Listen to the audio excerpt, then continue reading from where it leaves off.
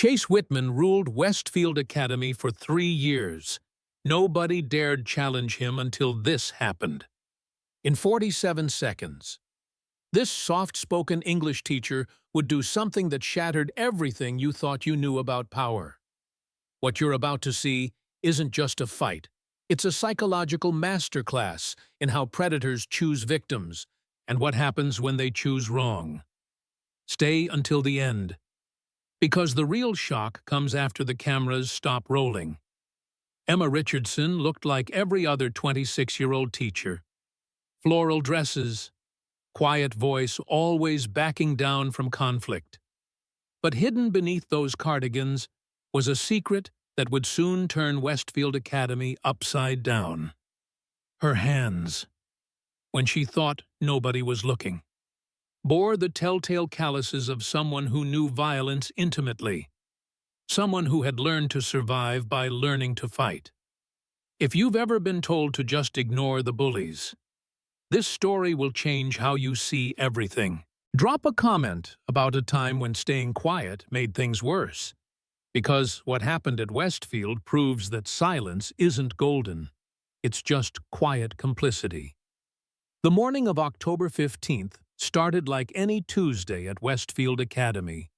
Students shuffling through marble hallways with their designer backpacks and inherited entitlement. Emma was organizing her lesson plans when the first incident occurred, though at the time it seemed like nothing more than typical adolescent drama. She had no idea she was witnessing the opening move in a psychological chess game that had been 3 years in the making. Chase Whitman wasn't just Westfield's star quarterback. He was the architect of a fear-based empire that reached into every corner of the prestigious campus. At 17, he possessed the kind of calculated charisma that made teachers uncomfortable and administrators compliant. His 6'2" frame and politician's smile masked something far more dangerous than teenage rebellion. This was systematic psychological warfare, refined to an art form. What made Chase truly dangerous wasn't his size or his father's senatorial influence. It was his intelligence. He had studied every teacher, every administrator, every security blind spot, until he could orchestrate humiliation with surgical precision. His methods were sophisticated enough to avoid legal consequences, but devastating enough to destroy his victim's sense of safety completely. The locker combination that Chase spun every morning was 1847, the year his grandfather was court-martialed for cowardice during World War II.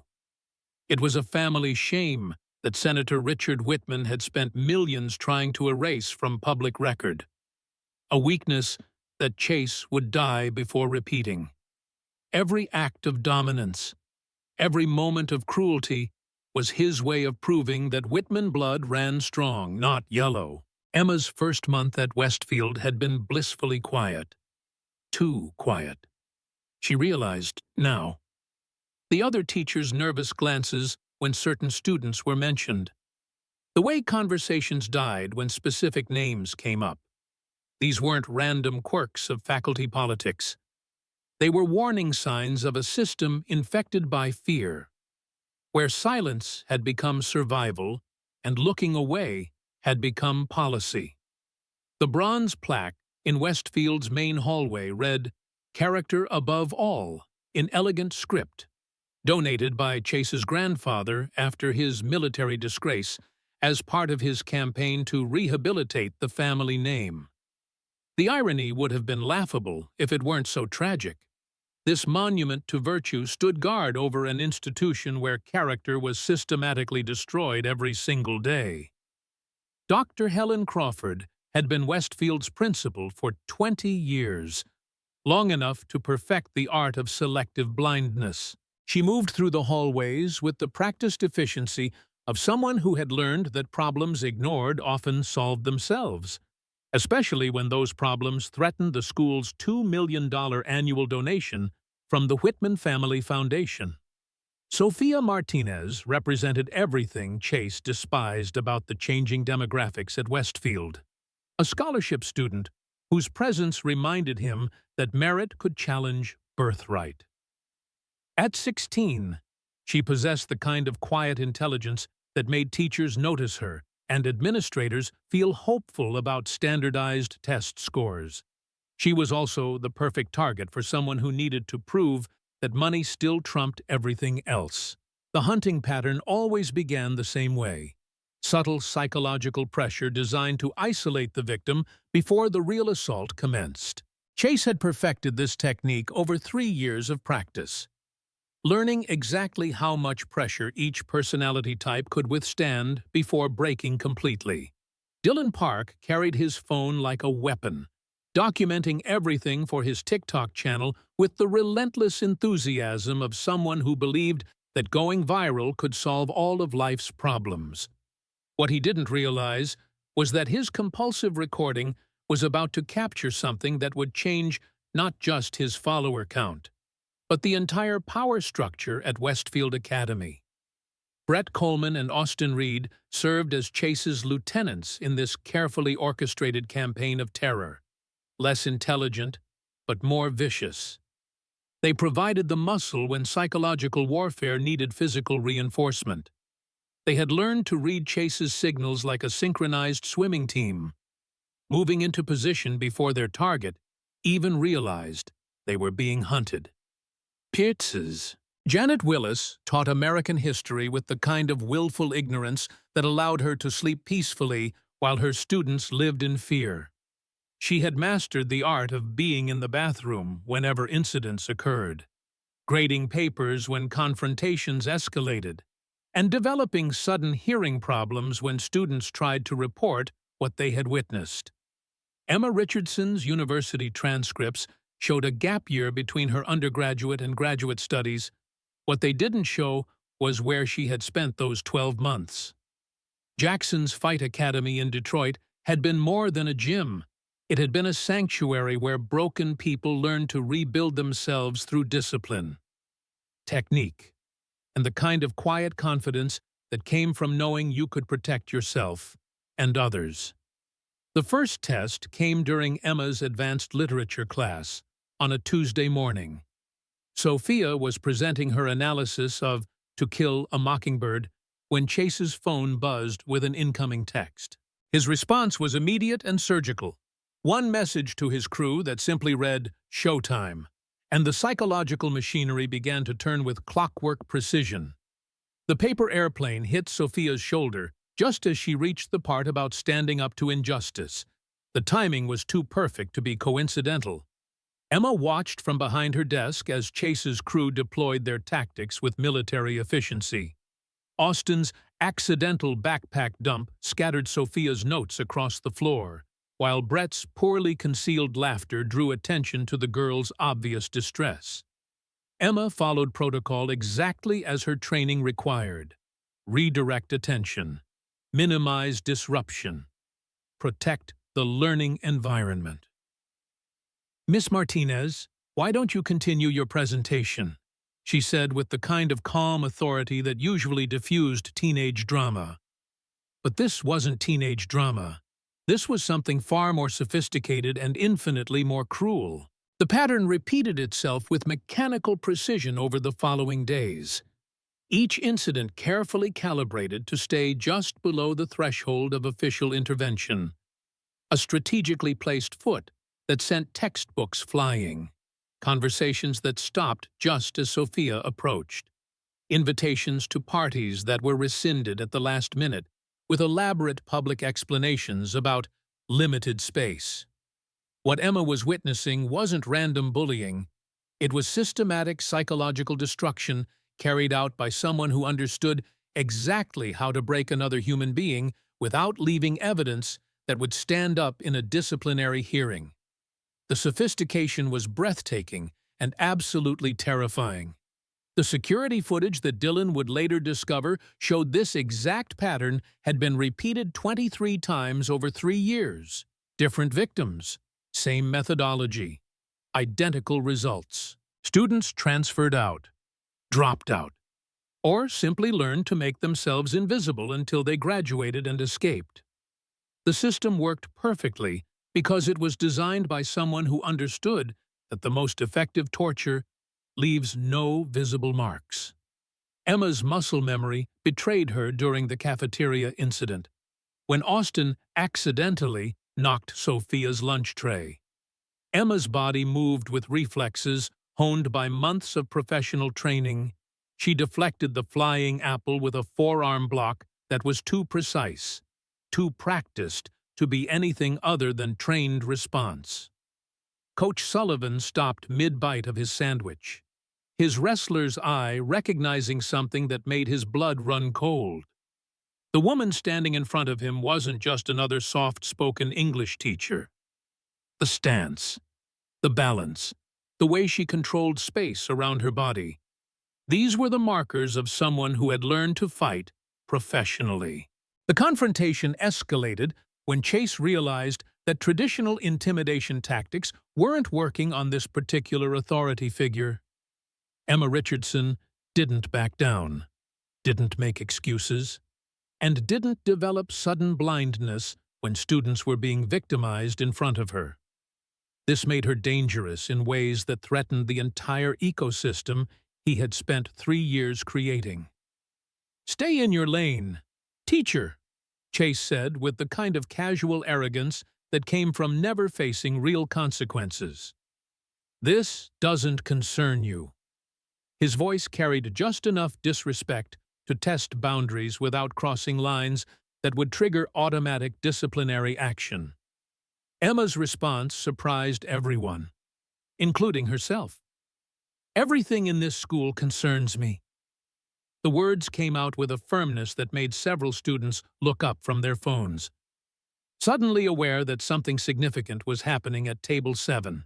Chase's smile never wavered, but something shifted behind his eyes. The calculation of a predator who had just realized his prey might not be as helpless as initially assessed. "We'll see about that," he said. And those 4 words contained a promise that made the air in the cafeteria suddenly feel dangerous. The escalation that followed was inevitable. Emma had disrupted a carefully balanced system of power and intimidation that depended on adult complicity to function. By refusing to look away, she had declared war on an institution that had spent decades perfecting the art of protecting perpetrators while silencing victims. The vandalism of Emma's car was surgical in its precision. Tires slashed with surgical exactness. "Mind your business," keyed into the paint with the kind of deep scratches that would require complete repainting. Her teaching materials scattered across the faculty parking lot like the remnants of someone's professional dignity. Dylan's camera captured Emma's reaction to the destruction of her property. What he expected to see was tears, shock, the kind of victim response that would confirm Chase's narrative about weak people learning their place in the natural order. What the camera actually captured was something far more dangerous. The face of someone who had just been given permission to stop pretending to be helpless. Emma stared at the bronze plaque reading, "Character above all," for exactly 37 seconds. Dylan's timestamp would later confirm this detail when the footage went viral. But what the camera couldn't capture was the decision being made behind Emma's eyes. The moment when 3 years of careful anonymity were sacrificed on the altar of protecting someone who couldn't protect herself. The smile that crossed Emma's face wasn't the expression of a victim. It was the smile of someone who had just remembered what she was truly capable of when pushed beyond her breaking point. For the first time in 3 months, Emma Richardson allowed herself to feel the familiar surge of adrenaline that came before a fight she absolutely intended to win. Working late in her classroom that evening, Emma discovered something that changed everything: filing incident reports. She found 47 accident reports involving scholarship students over the past 3 years. The pattern was unmistakable once you knew what to look for: strategic class transfers that removed witnesses, disciplinary actions that somehow never quite stuck to students with influential parents, and a paper trail that revealed systematic enabling disguised as administrative efficiency. The email chain she uncovered painted a picture of corruption so comprehensive it took her breath away. Correspondence between Senator Whitman and Dr. Crawford discussing maintaining institutional stability and protecting our donor relationships in language that was carefully neutral but absolutely clear in its intent. Westfield Academy wasn't just tolerating bullying, they were systematically enabling it to maintain their funding base. The bronze plaque wasn't just ironic, it was deliberately deceptive. A monument to hypocrisy, erected by a man who had purchased his way out of military disgrace and was now buying his grandson's way out of moral consequences. Coach Sullivan found Emma in the gymnasium at 6:30 the next morning, running laps with the kind of intensity that came from someone working through decision-making processes that would change everything. His approach was careful, respectful. The way you approached someone you suspected was far more dangerous than they appeared. "I know who you are," he said quietly. Emma Lightning Richardson, Detroit Golden Gloves champion, 2019. The words hung in the air between them like a confession, her carefully constructed anonymity crumbling with each syllable. The conversation that followed revealed truths that Emma had spent 3 years trying to bury. Her gap year hadn't been an educational exploration or career uncertainty. She had been fleeing an abusive relationship that had nearly destroyed her, seeking refuge in the only place she had ever felt truly powerful, inside a boxing ring where technique mattered more than size and intelligence trumped intimidation. Fighting had saved her life in the most literal sense possible, teaching her not just how to defend herself physically, but how to recognize predatory behavior before it escalated to violence. The skills that had helped her escape one abusive situation were now perfectly positioned to help her dismantle another. But using them would mean revealing everything she had worked so hard to leave behind. Coach Sullivan's warning was delivered with the gravity of someone who understood exactly what she was considering. "These kids aren't like your old opponents. They fight dirty because they've never learned to fight fair. Be ready for anything." His words carried the weight of 20 years, watching entitled students destroy vulnerable peers with methods that were sophisticated precisely because they were designed to avoid consequences. The trap was sprung Thursday afternoon in Dr. Crawford's office. Senator Whitman's ultimatum, delivered with the kind of casual precision that came from decades of purchasing cooperation from educational institutions. Either Emma Richardson was terminated by Friday, or the Whitman family's $2 million annual donation would disappear, along with the political connections that kept Westfield's accreditation secured. Or Crawford's private recording device captured her response to the senator's demands. A conversation that revealed this same threat had been used to remove 6 previous teachers who had stood up to Chase's behavior over the past 3 years. The system was perfectly designed. No single incident was ever serious enough to warrant expulsion. But any teacher who accumulated enough evidence to threaten that system simply vanished. Emma found the recording Thursday evening while searching Dr. Crawford's office for evidence to support her growing suspicions about institutional corruption. What she discovered was a 20-minute confession detailing exactly how Westfield Academy had systematically protected student predators for over a decade. The decision crystallized as she listened to Dr. Crawford's recorded voice explaining to Senator Whitman how problematic faculty could be eliminated without triggering union grievances or discrimination lawsuits. "Sometimes you don't choose the fight," she realized. "Sometimes the fight chooses you, and your only option is whether to face it with courage or allow it to consume someone else. Thursday morning's assembly was scheduled for Character Week, with Chase delivering the keynote speech on leadership and integrity while Emma watched from the faculty section. The irony was so complete, it felt like performance art. Dylan's livestream captured her entrance into the auditorium. Noting that Emma Richardson looked different somehow, focused in a way that made several students stop their conversations and pay attention.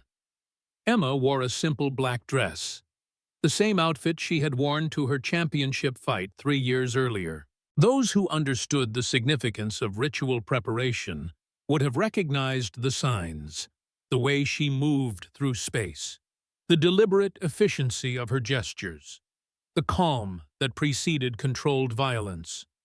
The confrontation began in the hallway outside the auditorium, Chase cornering Sophia with the casual cruelty that had become his signature technique. "Your protector's getting fired tomorrow," he said with genuine pleasure. "Hope you enjoyed your vacation from reality." His confidence was absolute. Why wouldn't it be? This strategy had worked perfectly 23 times before. Emma's approach was measured, deliberate. She had learned long ago that the most dangerous moments were often the quietest ones. "Actually, Chase," she said, her voice carrying just enough edge to make several nearby students stop and listen. "We need to talk." The conversation that followed lasted exactly 4 minutes and 17 seconds. Dylan's timestamp would later confirm this when the footage was analyzed by legal experts. But those 4 minutes contained a complete reversal of power dynamics that had defined Westfield Academy for 3 years. Chase's dismissal was automatic, reflexive. "There's nothing to discuss. You're done here." His certainty was built on 3 years of watching adults surrender rather than face the consequences of challenging his father's influence. Emma's response shattered that certainty completely.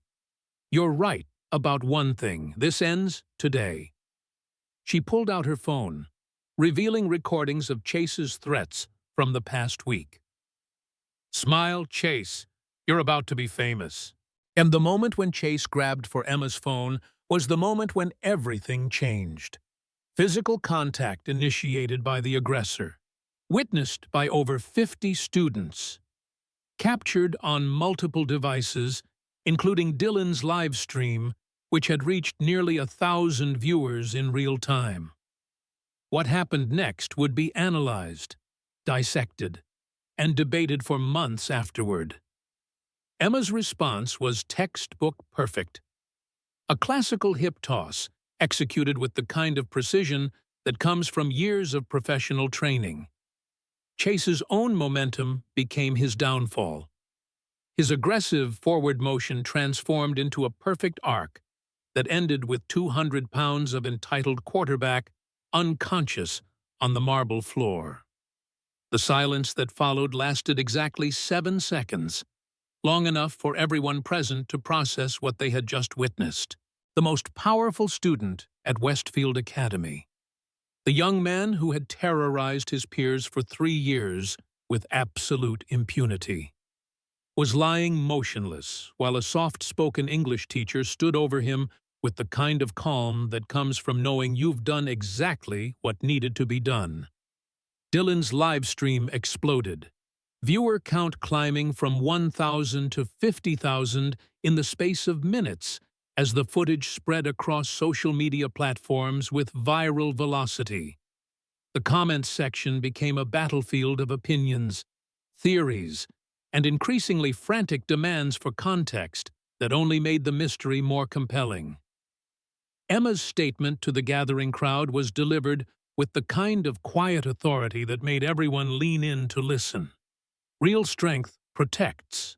Fake strength attacks. Chase just learned the difference, and her words would be quoted, analyzed, and turned into motivational memes. But in that moment, they were simply the truth spoken by someone who had finally stopped hiding from her own power. The security footage from multiple angles confirmed what every witness already knew. Emma Richardson had defended herself against physical assault with exactly the amount of force necessary to neutralize the threat. The legal implications were clear. The moral implications were even clearer.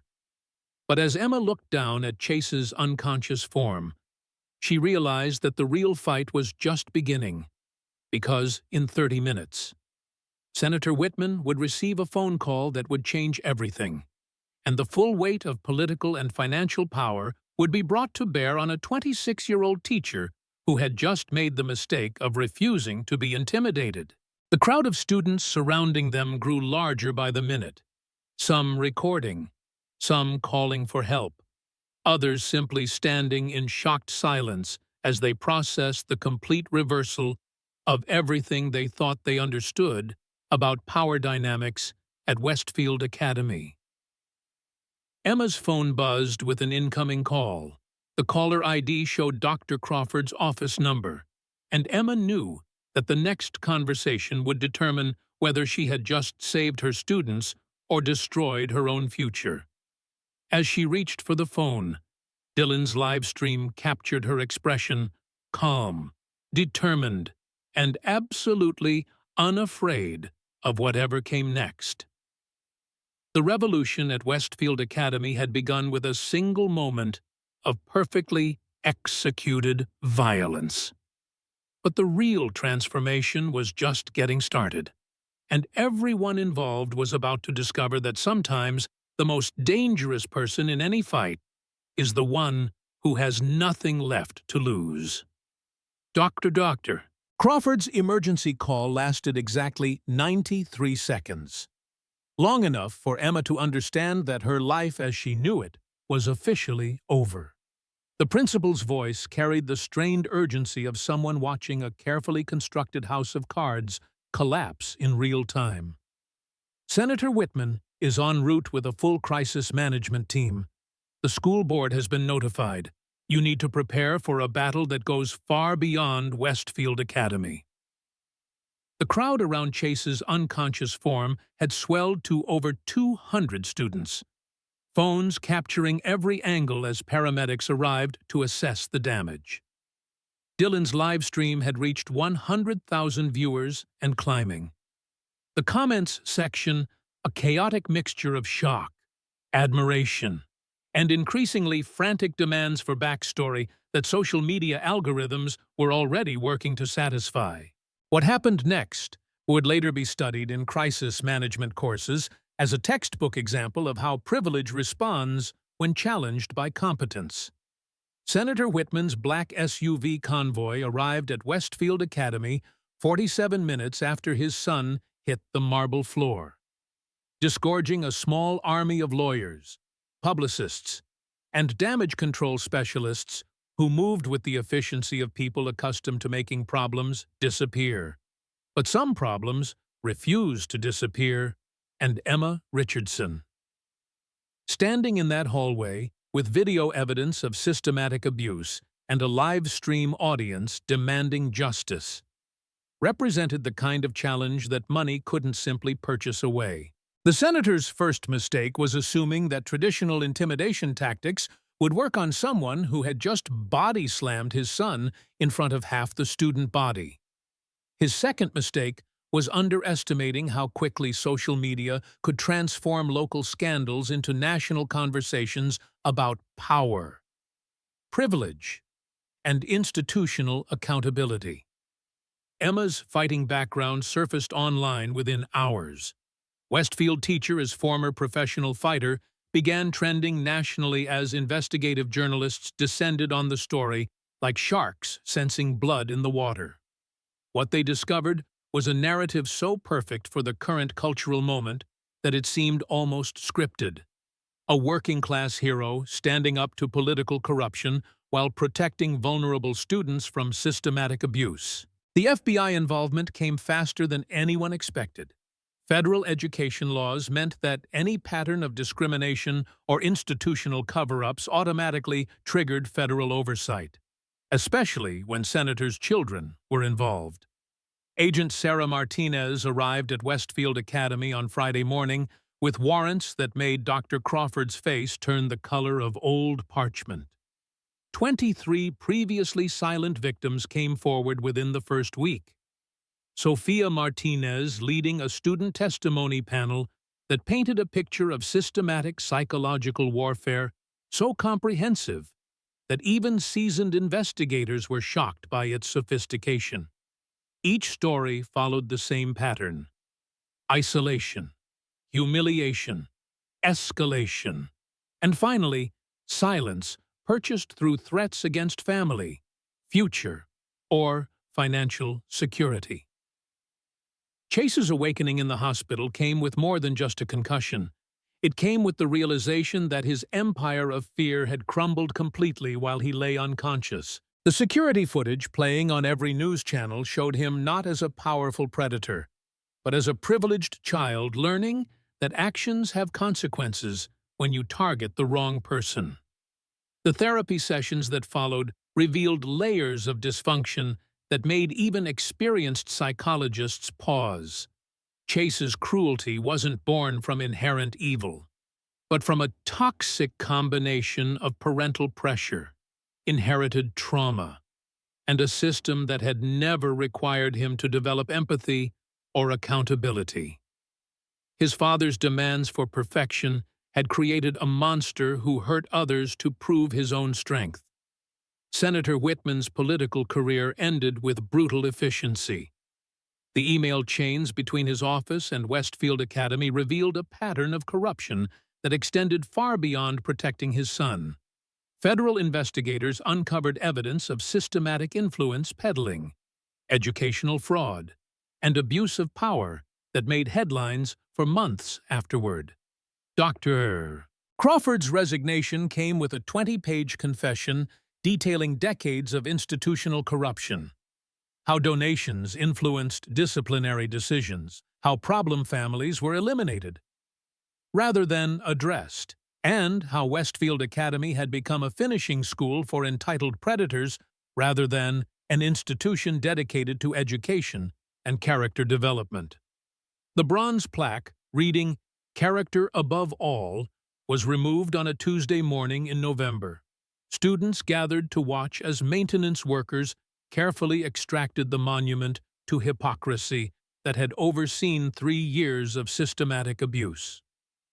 In its place, a simple inscription was planned: Emma Richardson Memorial Hallway, where courage found its voice. Emma's transformation from anonymous teacher to national symbol happened with dizzying speed. Interview requests from major networks, book deals from publishers, and speaking opportunities from educational organizations flooded her inbox faster than she could process them. But the only response that mattered came in the form of a handwritten letter from Sophia Martinez. "You saved my life," the letter began, "not just from what Chase was doing to me, but from what I was becoming. Someone who believed that silence was survival, that powerlessness was permanent, that victims had to accept their victimization as unchangeable reality. You showed me that quiet strength could become fierce protection when necessary." And the student uprising that followed Emma's confrontation with Chase represented something unprecedented in Westfield's history. Young people who had learned to make themselves invisible suddenly finding their voices and demanding accountability from systems that had failed them. The phrase "silent no more" became their rallying cry, borrowed from Sophia's campaign for student body president. Dylan's documentary, When Teachers Fight Back, won 3 student journalism awards and sparked conversations at educational institutions across the country. His footage of Emma's confrontation with Chase became required viewing in education policy courses, analyzed as a case study in how individual courage could catalyze institutional transformation. The Richardson Rule emerged from congressional hearings on educational accountability.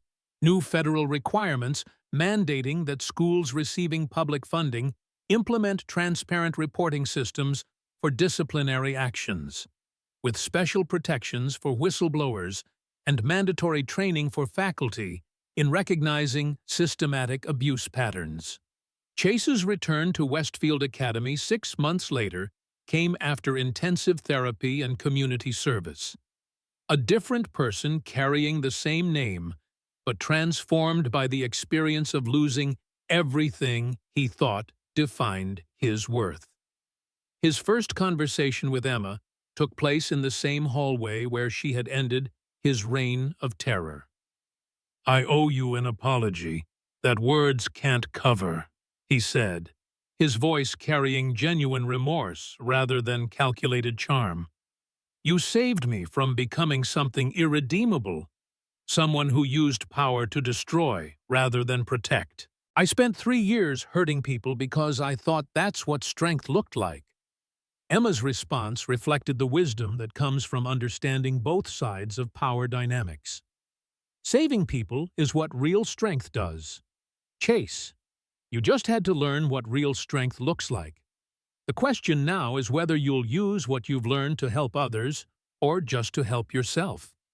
The self-defense program that Emma implemented became a model replicated across dozens of school districts, combining physical techniques with psychological education about recognizing predatory behavior, setting boundaries, and understanding that victims are never responsible for their victimization. But the real power of the program came from its underlying message. Everyone deserves to feel safe, and everyone has the right to defend themselves when that safety is threatened. Sophia's acceptance letter to Harvard arrived on a spring morning that felt like vindication.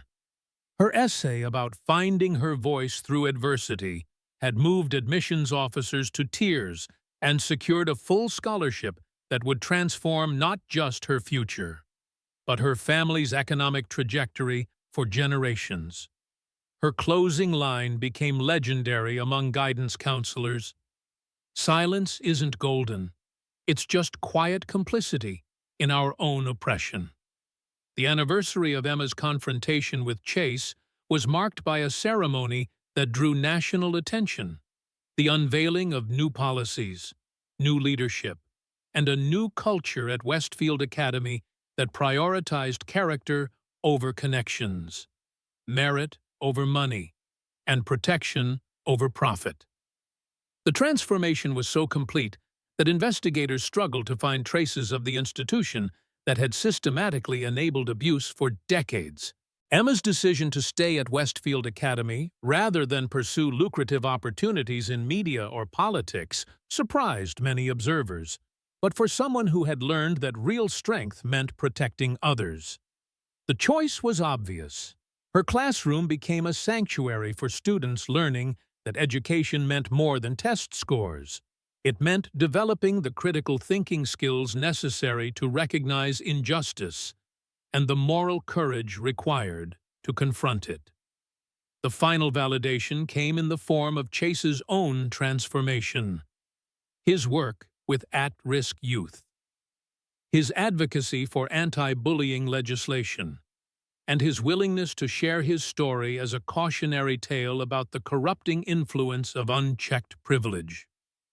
The predator had become a protector, proof that redemption was possible even for those who seemed irredeemably lost. Dylan's follow-up documentary, Westfield Academy After Emma, captured the long-term impact of one teacher's refusal to accept injustice, how individual courage could inspire institutional transformation, how systems could change when people demanded accountability, and how the ripple effects of standing up could spread far beyond the original act of defiance. The letter Emma received from Sophia during her first semester at Harvard brought tears to her eyes. "You taught me that silence isn't golden. It's just quiet complicity. Every day I use my voice here. I think about that moment when you refused to stay quiet while I was being destroyed. Thank you for showing me that victims don't have to stay victims, that we can become protectors ourselves." Senator Whitman's replacement in Congress was a former teacher who made educational equity her primary platform. The political transformation that followed Chase's exposure rippled through elections at every level, proving that corruption exposed had consequences that extended far beyond individual careers or single institutions. The most important change, however, was the simplest one. Westfield Academy had become a place where students looked out for each other instead of preying on the vulnerable. Emma's willingness to fight when fighting was necessary had somehow created an environment where fighting was rarely needed, a paradox that would be studied by psychologists and educators for years to come. As Emma packed up her classroom on the last day of the school year, she found dozens of notes from students whose lives had been changed by witnessing what happened when someone finally refused to back down. Each message a reminder that heroism wasn't about perfect fighting techniques or viral videos, but about the moment when ordinary people decided that protecting others was more important than protecting themselves. The final note came from Chase himself. "Thank you for showing me that real strength protects instead of destroys. I'm going to spend the rest of my life making sure other kids learn that lesson without having to get hurt first. You didn't just save Sophia. You saved me from becoming someone my children would be ashamed to call father." 3 years later, Emma Richardson received a phone call that brought everything full circle. It was Chase Whitman, now studying social work at State University and preparing to open a nonprofit organization dedicated to helping at-risk youth understand the difference between power and strength. "Miss Richardson." His voice carried the confidence of someone who had found his true calling. "I wanted you to be the first to know. I just got accepted into the graduate program for trauma counseling." The organization Chase founded, called Second Chances, would go on to help over 3,000 at-risk youth across 7 states. But that day, Emma simply smiled and told him how proud she was of the man he had become. Because that's what real transformation looks like. Not the viral moments that capture headlines, but the quiet decisions to turn pain into purpose that happen long after the cameras stop rolling, standing in the same hallway where everything had changed. Emma looked at the new bronze plaque reading "Courage in Action" and remembered the frightened teacher she had been before she learned that silence in the face of injustice was just another form of complicity. The revolution at Westfield Academy had begun with 47 seconds of perfectly executed self-defense. But the real victory was measured in the faces of students who had learned that strength comes in many forms, and that sometimes the most powerful person in any room is the one who chooses to use their power to protect others. Every teacher, every student, every person has a moment when they choose between silence and speaking up. Share this story if you believe courage is contagious, because the next Emma Richardson might be reading this right now. Gathering the strength to stand up when standing up matters most. Because sometimes the most important lessons aren't found in textbooks. They're found in the courage to act when action is required. To speak when silence would be easier. And to fight when fighting is the only way to protect those who cannot protect themselves. The legacy of that October morning would echo through generations, proving that even the most entrenched systems of oppression could crumble when faced with one person's refusal to accept that injustice was inevitable. Emma Richardson had taught everyone at Westfield Academy the most important lesson of all, that heroes aren't born. They're made in the moment when ordinary people decide that extraordinary courage is the only acceptable response to systematic cruelty. The ripple effects continued long after the headlines faded. Former Westfield students carried Emma's lesson into their own careers, relationships, and communities. Teachers across the nation found themselves asking a simple question when faced with difficult situations. What would Emma Richardson do? The answer always came back to the same principle. When you have the power to protect someone, silence becomes complicity. Years later, when Sophia Martinez stood before the Supreme Court as the youngest attorney ever to argue a civil rights case, she would credit that October morning as the moment she learned that justice wasn't something that happened to you. It was something you fought for. Her closing argument contained a line that traced directly back to that hallway confrontation. Real strength doesn't silence others. It amplifies the voices of those who have been forced into silence. Chase Whitman's nonprofit expanded beyond expectations, but more importantly, his transformation became proof that redemption was possible even for those who seemed lost beyond recovery. The young man, who had once weaponized his privilege to destroy others, now used that same influence to heal the wounds he had helped create.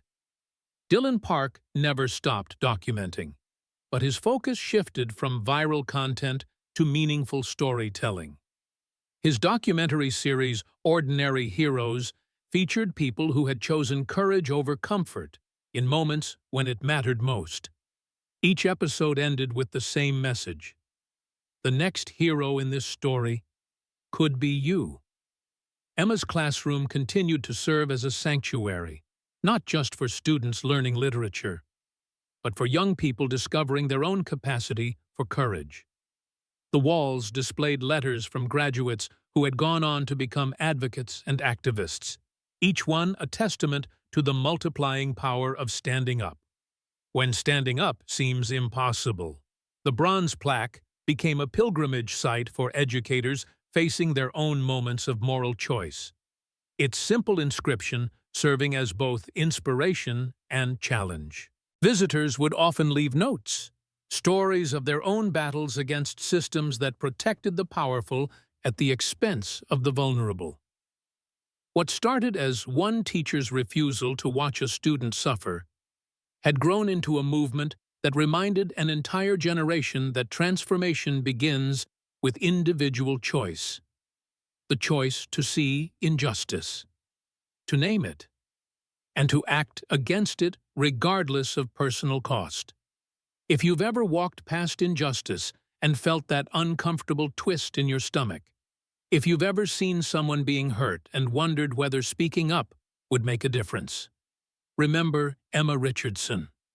Remember that 47 seconds of courage can shatter 3 years of silence, and that ordinary people can achieve extraordinary things when they decide that someone else's safety matters more than their own comfort.